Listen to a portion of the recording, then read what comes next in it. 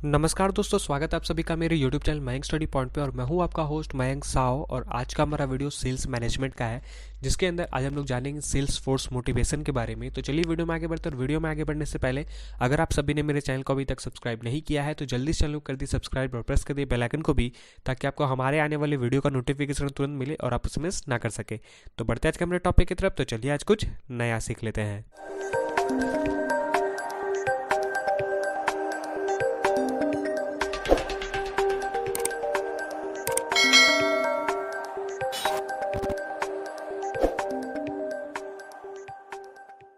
तो दोस्तों, वीडियो में आगे बढ़ने से पहले आज के इस वीडियो में हम लोग देखते हैं कि क्या क्या सीखने वाले हैं। तो सबसे पहले हम लोग जानेंगे मोटिवेशन के बारे में, उसके बाद जानेंगे टर्म्स, टाइप्स और इम्पोर्टेंस, उसके बाद आखिर में जानेंगे फिनेंशियल और नॉन फाइनेंशियल मोटिवेशन के बारे में।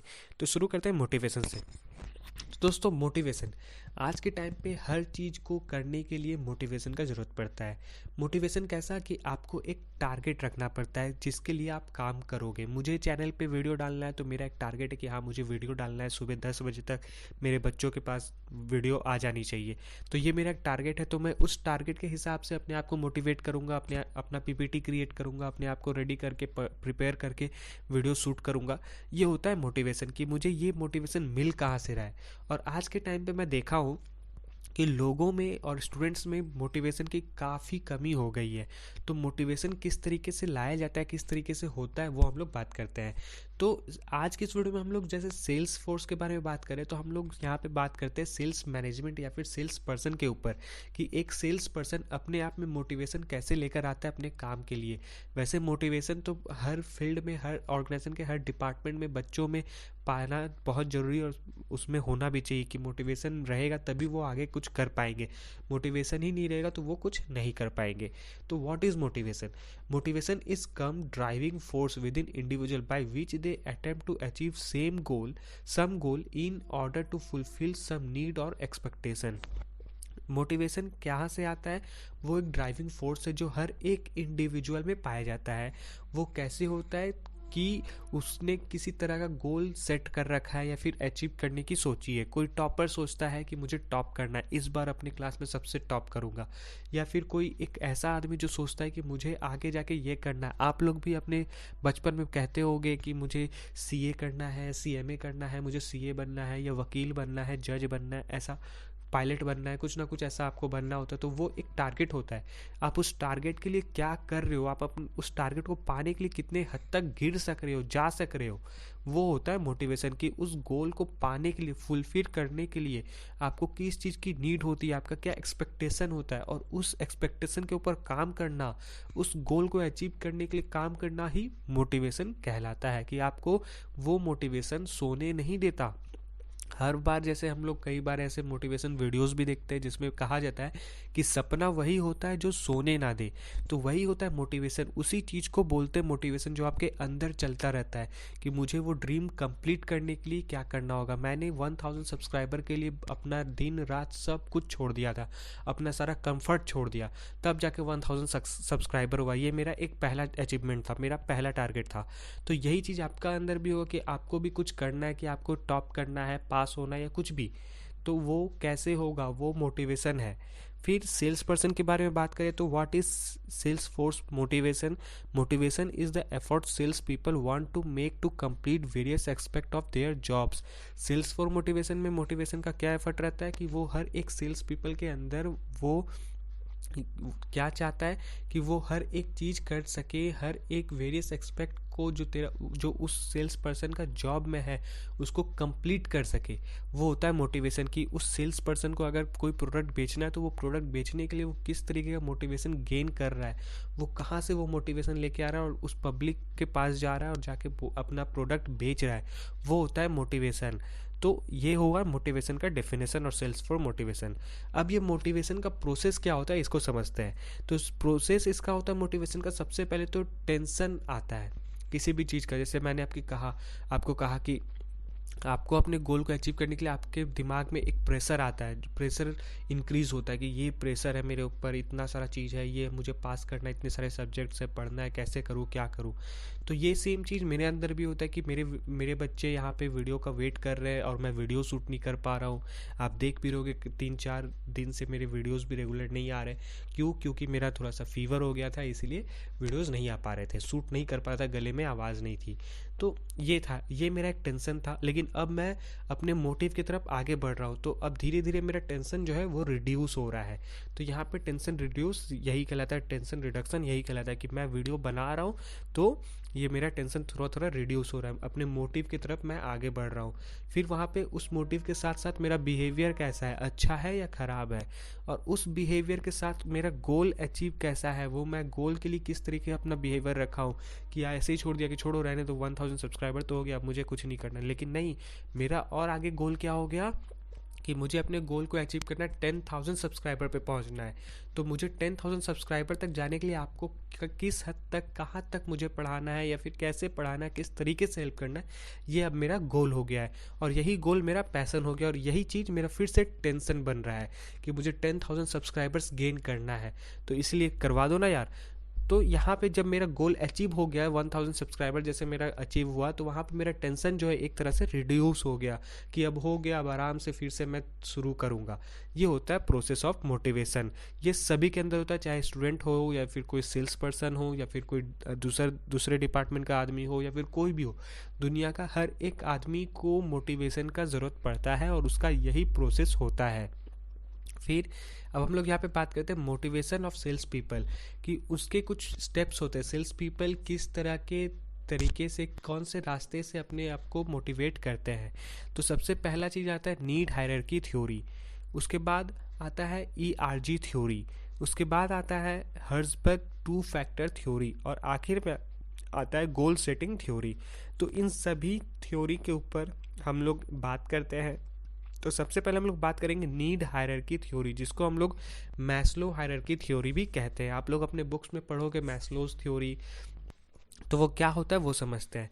तो मैस्लोज थ्योरी में क्या होता है, मैस्लोज क्या कहते हैं, मैस्लो ये कहते हैं कि हर आदमी का पहला मोटिव होता है कि वो दुनिया में आया है तो उसे रहने के लिए, दुनिया में सर्वाइव करने के लिए रोटी कपड़ा चाहिए, खाने पीने के लिए सामान, पहनने के लिए कपड़ा, और रहने के लिए थोड़ा सा छत चाहिए, जो अपना सर छुपाने के लिए। ये होता है उसका फिजियोलॉजिकल नीड्स, उसका सबसे पहला नीड इंसान का ये होता है।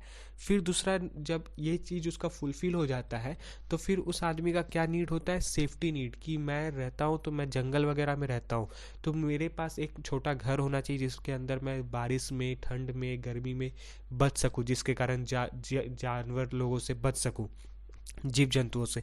तो ये होता है सेफ्टी नीड।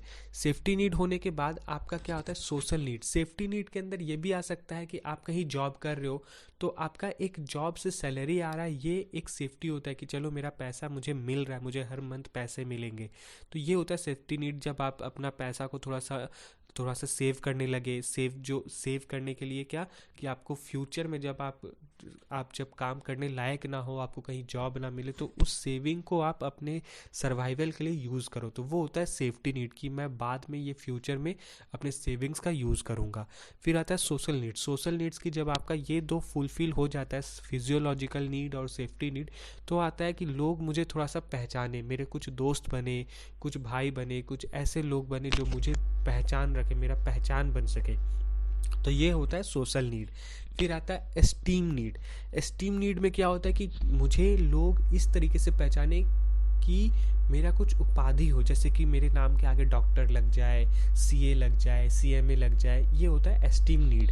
और उसके ऊपर आता है सेल्फ एक्चुअलाइजेशन।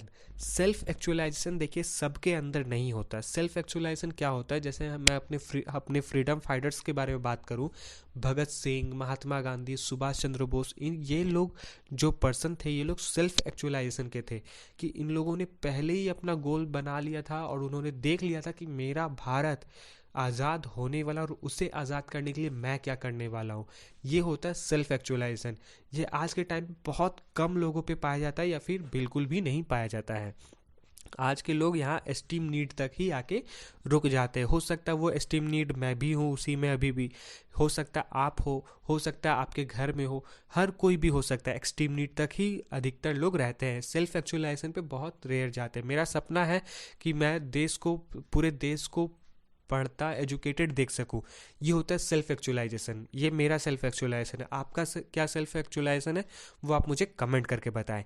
तो ये होता है मैस्लो का नीड थ्योरी में कि एक जॉब, जो सेल्स पर्सन जो जॉब कर रहा है उसको क्या चाहिए साइकोलॉजिकल में, कि उसको खाने पीने के लिए सामान चाहिए, कपड़ा चाहिए पहनने के लिए, सेफ्टी नीड की उसके कुछ सेविंग्स होने चाहिए जो फ्यूचर में उसे हेल्प करे, सोशल नीड्स की उसके कुछ दोस्त यार बन जाए, उसके कुछ फैमिली फ्रेंड्स बन जाए, आसपास में रिलेशनशिप बन जाए, ये होता है सोशल नीड। एस्टीम नीड की उससे कुछ अच्छा डिग्री मिल जाए, अचीवमेंट मिल जाए, और सेल्फ एक्चुअलाइजेशन की वो एक अच्छा खासा काम कर सके दूसरे के लिए, दूसरों को हेल्प कर सके, ये होता है सेल्फ एक्चुअलाइजेशन में। अब हम लोग बात करते हैं इसका दूसरा पॉइंट जो हायरार्की थ्योरी का बहुत ही मिलता जुलता चीज़ है, तो मैं आपको बताना चाहूँगा वो कैसा है। तो ERG थ्योरी, जिसको हम लोग existence relatedness and growth theory कहते हैं, ERG शॉर्ट फॉर्म होता है।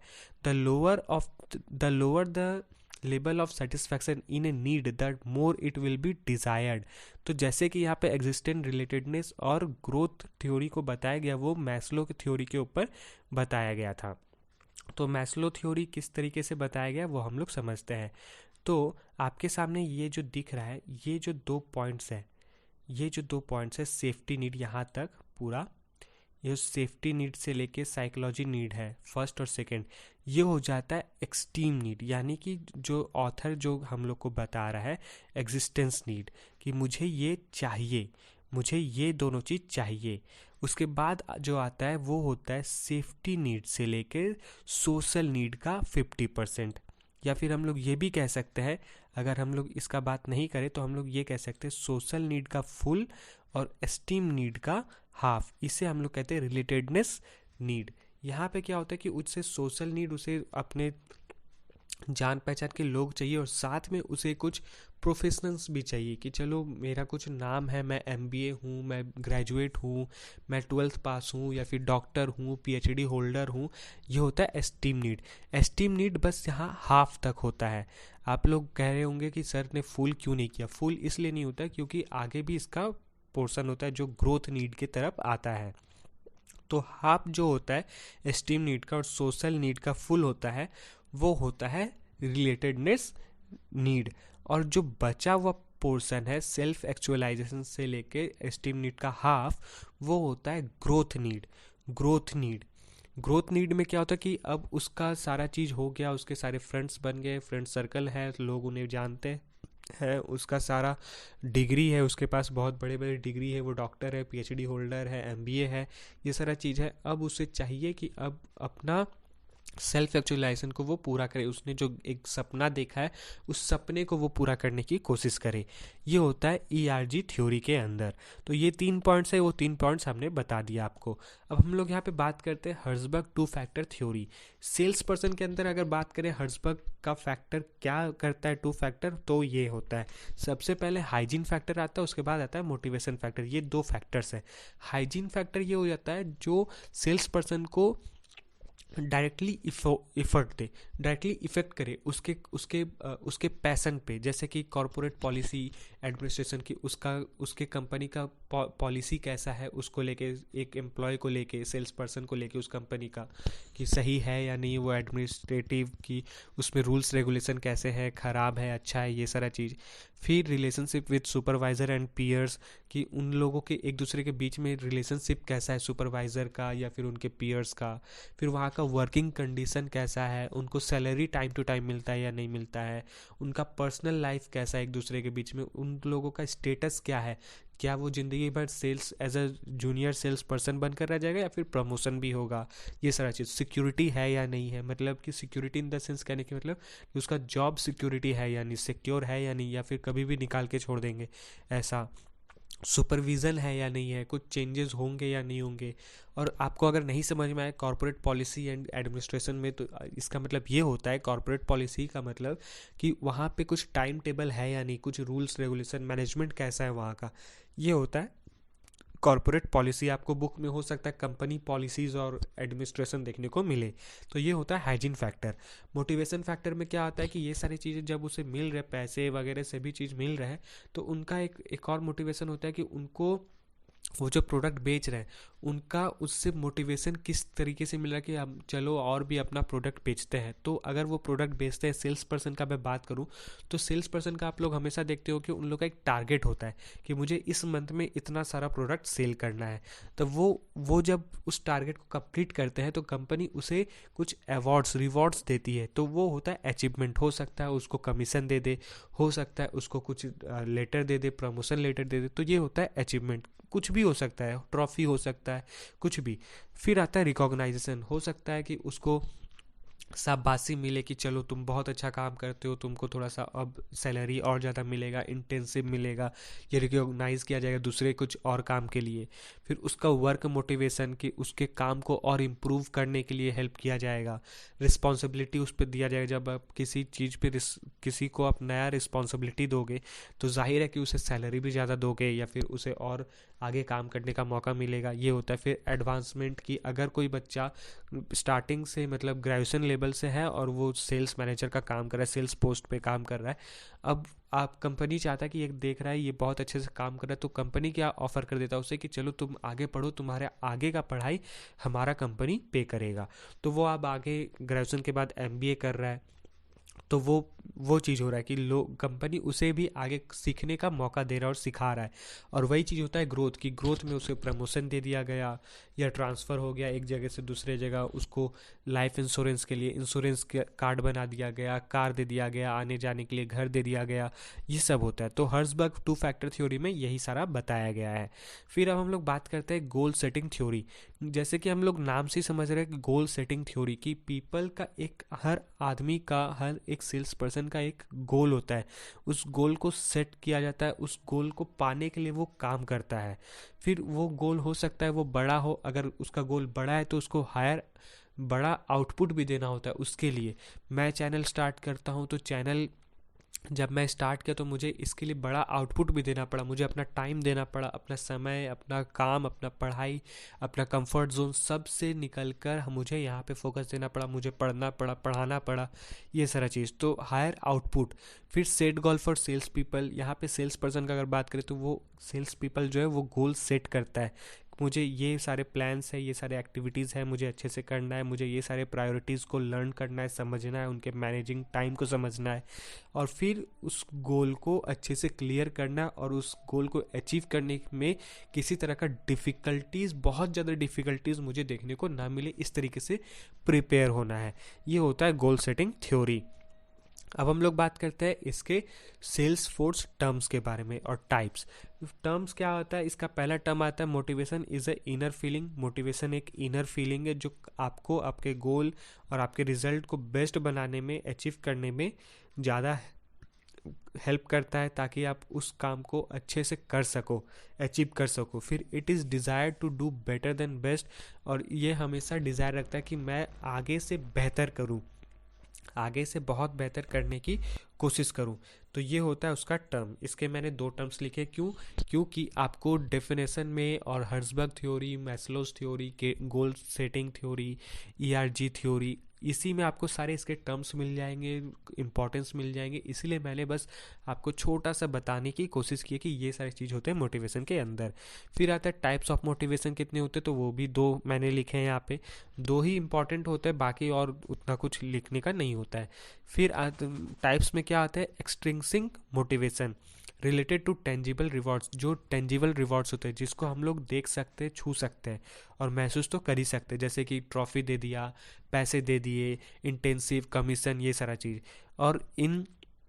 और इंस्ट्रक्टिव मोटिवेशन में क्या आता है, जो साइकोलॉजिकल रिवॉर्ड्स होते हैं, जैसे कि उसमें कुछ नया चैलेंज दे दिया, सेंस ऑफ चैलेंज है, नया अचीवमेंट है कि उसको एक पोजीशन दे दिया, हायर पोजीशन, एक हायर रुतबा दे दिया। ये होता है मोटिवेशन का इंस्ट्रक्शन मोटिवेशन, जो टेंजिबल नहीं होता है, इनटेंजिबल होता है। फिर हम लोग बात करते हैं इम्पॉर्टेंस, मोटिवेशन का इम्पॉर्टेंस क्या है। तो unique nature of sales job, अगर आप सेल्स पर्सन हो तो आपका सेल्स जॉब जो होता है वो यूनिकनेस होना चाहिए, आपका नेचर यूनिक होना चाहिए, तभी आपका प्रोडक्ट दिख सकता है। Change in market environment, market में आप किस तरीके के चेंजेस लेकर आ सकते हो, असल में क्या होता है, एंटरप्रेन्योरशिप जब हम लोग पढ़ रहे होते हैं तो एंटरप्रेन्योरशिप जो है वो बेसिकली सेल्स पर्सन के ऊपर बना हुआ है, क्योंकि एक एंटरप्रेन्योर ही अपने आप में क्रिएटिविटी लेकर आता है, वो मार्केट में इनोवेशन लेकर आता है कि मुझे मार्केट को इस तरीके से चेंज करना है, कुछ नया चीज़ लेकर आना है। इंट्राप्रेन्योर और एंटरप्रेन्योर यही चीज़ होता है, उसका डिफरेंस भी मैंने बताया, लिंक आपको ऊपर आई बटन में मिल जाएगा। तो चेंजेस इन मार्केट इन्वायरमेंट में भी यही होता है, सेल्स पर्सन भी एक एंटरप्रेन्योर की तरह सोचता है कि मुझे और क्या चेंजेस लाना है अपने जॉब को और अच्छा करने के लिए, बचाने के लिए और अपने प्रोडक्ट को बेचने के लिए। फिर आता है इंडिविजुअलिटी ऑफ सेल्स पीपल, वहाँ पे सेल्स पीपल का इंडिविजुअलिटी होना जरूरी है। फिर diversity in company goals, company goals का डाइवर्सिटी होता रहता है, डाइवर्ट होता रहता है कि मुझे आज ये है तो वो है, कल वो है, कल वो है, ऐसा। ठीक है, ये इंपॉर्टेंट होता है। फिर आता है फाइनेंशियल रिवॉर्ड्स। अब हम लोग इसके बारे में बात करेंगे, सेल्स पर्सन का फाइनेंशियल रिवॉर्ड और नॉन फाइनेंशियल रिवॉर्ड क्या होता है। तो सबसे पहले फाइनेंशियल रिवॉर्ड्स में क्या आता है कि उसको बेसिक कंपनसेशन प्लान मिलना जरूरी है, मिलता है या नहीं मिलता, सैलरी टाइम टू टाइम मिलता है या नहीं मिलता, कमीशन वो प्रोडक्ट को बेचने के बाद उसको किस तरीके का कमीशन मिलता है, बोनस पेमेंट की उसे मंथ में या कुछ फेस्टिव में बोनस मिलता है या नहीं मिलता, सेल्स कॉन्टेस्ट की होता है कंपनी के अंदर हर मंथ की, आज इस month month of the sales person कौन है, कि सबसे ज़्यादा उस मंथ में किसने अपना प्रोडक्ट का सेल किया है, मर्चेंडाइज एंड ट्रेवल की उसे आने जाने के लिए खर्चा वो कंपनी दे रही है। फिर through cyber space intensive incentives, कि साइबर स्पेस में किस तरीके का इंसेंटिव्स उसे मिल रहा है, ये होता है फाइनेंशियल रिवॉर्ड। अब हम लोग बात करते हैं नॉन फाइनेंशियल रिवॉर्ड के बारे में। रिकॉग्निशन अवार्ड्स, रिकॉग्निशन अवार्ड्स यानी कि ट्रॉफी दे देना, सर्टिफिकेट दे देना, प्रमोशन, इसमें ये सबको पैसे तो नहीं लग रहे, इसमें पैसे वो नहीं दे रहा, लेकिन उसके जगह पैसे तो कंपनी को वैसे भी लग रहे ट्रॉफी बनाने में, सर्टिफिकेट बनाने में, लेकिन यहाँ पे उसे पैसे नहीं दिया जा रहा है, सेल्स पर्सन को पैसे नहीं दिया जा रहा है, उसे सर्टिफिकेट दे दिया जा रहा है। प्रमोशन की उसको आगे बढ़ा दिया गया, praise and encouragement of management, job increment, sales meeting and conventions, ये सारा चीज़ होता है जो नॉन फाइनेंशियल रिवॉर्ड के अंदर आता है।